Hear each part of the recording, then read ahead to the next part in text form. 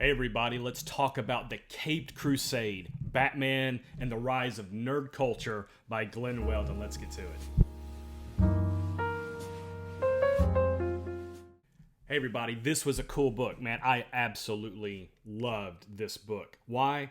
Because it just wasn't a book about Batman hagiography. It just wasn't like lifting up Batman and how awesome it was. It was very upfront about the goodness of Batman, how much people actually absolutely are passionate about Batman, but it's also really clear about the campiness of Batman and how corny it can be at times. And man, I really appreciated that. One of the things that I kind of felt off the book was that there was a little bit of a disdain for the 66 Batman, which I absolutely share. I don't think that's the real Batman.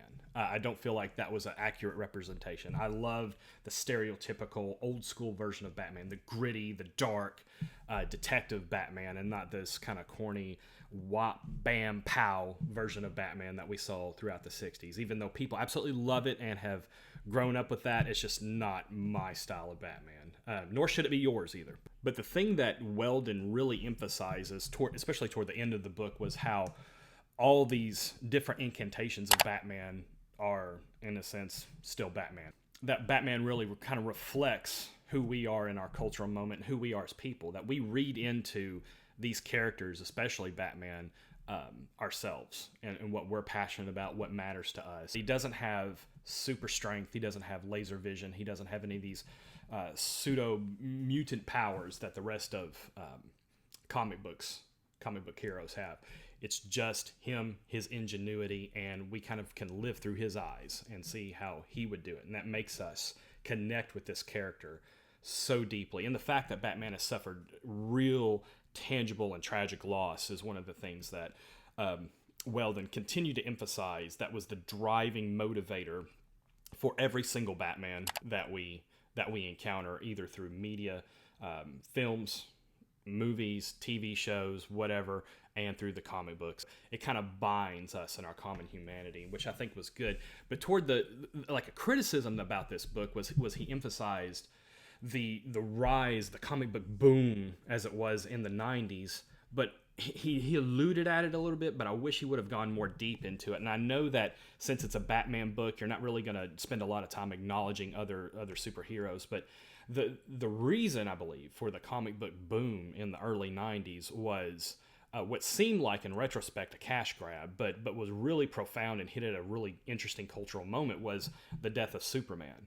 And that was very profound. It rose DC to the top of the ranks for a number of years. And also, it really began a very keen interest in comic books for a good amount of time. It was just the right cultural moment for comic books at that time. What I also appreciated about this book was how smooth of a read this is. Man, this guy is a great writer. You know, if you're writing a history about something, even if it is something as interesting as a comic book hero, there's a tendency to go to a little bit of dry and boring and just analytical. But man, he just keeps you engaged, and he writes as a fan. It seems you can feel that dripping out of his writings. This is a book written by a Batman fan, and it's also for Batman fans. So if you are not a fan of comic books, if this isn't your genre, unless you have just a really kind of weird interest in reading this book, it's probably not going to be your type of thing. But man, if you're into comics, if you're into graphic art, if you're into the history, the cultural phenomenon